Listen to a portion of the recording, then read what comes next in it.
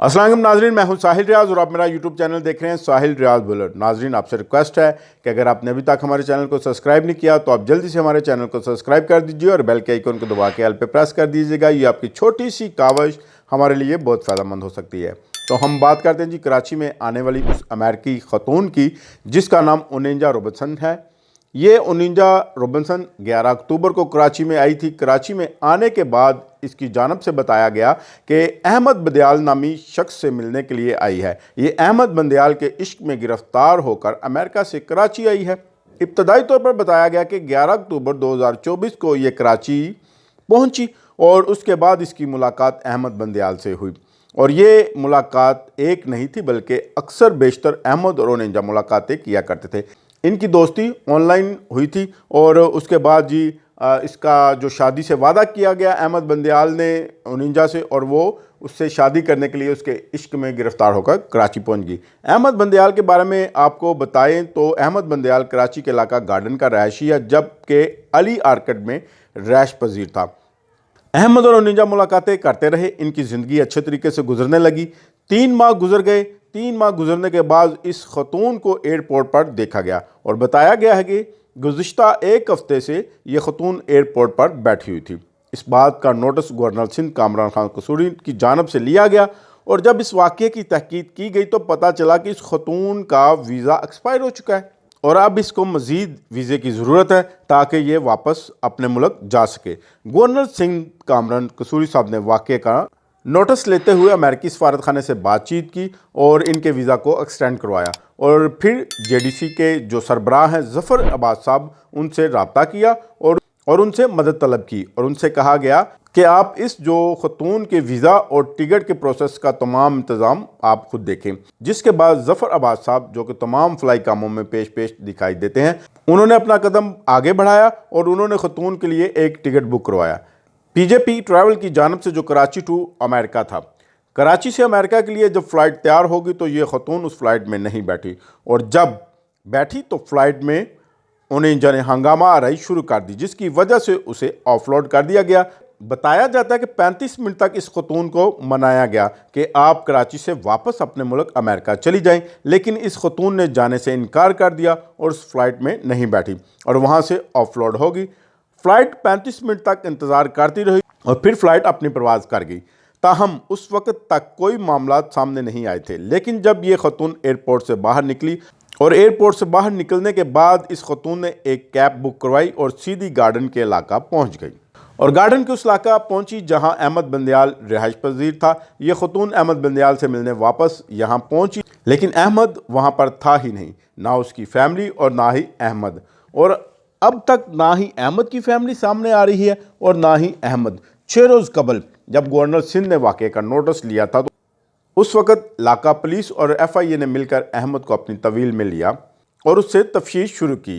ज़राए ये भी दावा करते हैं कि अहमद बंदयाल से कबल भी गैर मुल्की ख़वातीन को अपने पास बुला चुका है और उनसे राब्ते में भी रहा और जो भी उसके मामलात थे वो उनसे करता रहा। ये जो खतून है वो बाज़ाहिर मीडिया से कोई गुफ्तगू तो नहीं करती, लेकिन जो ज़राए हैं वो ये दावा करते हैं इस खतून ने जो आला हकाम है उनसे अपना मौक़िफ़ बयान किया है कि अहमद से शादी करने के लिए वो पाकिस्तान आई थी। वो 3 माह कबल अमेरिका से पाकिस्तान पहुंची और कराची के मुख्तलिफ होटल्स में रैश पजीर रही। अक्सर बेशतर वो अहमद के साथ आते जाते देखी गई। इलाका गार्डन के लोग बताते हैं कि अमेरिकी खतून अहमद को लेने अक्सर इधर आती थी और अहमद उसके साथ आते जाते देखा गया है और जब वो अहमद को लेने आती तो अहमद उसके साथ गाड़ी में बैठकर चला जाता था। गुज़श्ता शाम एक अफसोसनाक वाक़या ये पेश आया जब खतून एयरपोर्ट निकलकर गार्डन के इलाका में अली आर्किड पहुंची और अली आर्किड अहमद को ना पाया तो अली आर्किड के पार्किंग एरिया में बैठ गई। उसके बाद तमाम तर मीडिया उसके पास पहुंचा तो मीडिया ने उससे बातचीत करने की कोशिश की तो उन्होंने किसी किस्म का मीडिया को कोई जवाब नहीं दिया। उसने सिर्फ 2-3 बातें मीडिया से की, जिसमें उसका पहला जुमला ये था कि गो होम और दूसरा ये था कि मुझे 5000 अमेरिकी डॉलर दिए जाएं और तीसरा जुमला ये था मुझे कोई बात नहीं करनी। ये 3 जुमले वो बार बार दोहरा रही थी। उसके बाद पुलिस का एक वफद उसके पास आया जिसमें ASP क्लिफ्टन उसके पास पहुंची तो उन्होंने उससे मज़ाकरात करने के लिए बातचीत करने की कोशिश की तो उस खतून ने बिल्कुल इनकार कर दिया कि मैं कोई बात नहीं करना चाहती। जिसके बाद पुलिस इसको भला फसलाकर अपने साथ ले जाने की कोशिश करती रही और चाहा कि इसको किसी महफूज मुकाम पर पहुंचाने की कोशिश करे, क्योंकि कराची के हालात से आप सभी वाकिफ़ हैं। पुलिस का ये कहना है कि आप हमारे मेहमान हैं और हमारे लिए काबिल इज़्ज़त हैं, क्योंकि ये गैर मुल्की है। हमारे मेहमान होने के नाते हमारा फ़र्ज़ बनता है कि हम इनका तहफ़्फ़ुज़ करें और उन्हें किसी महफूज मुकाम पर पहुँचाने की कोशिश करें। पुलिस ने फिर उन्हें उठाया और अपने साथ गाड़ी में बैठाकर महफूज मुकाम पर पहुँचाने के लिए गई।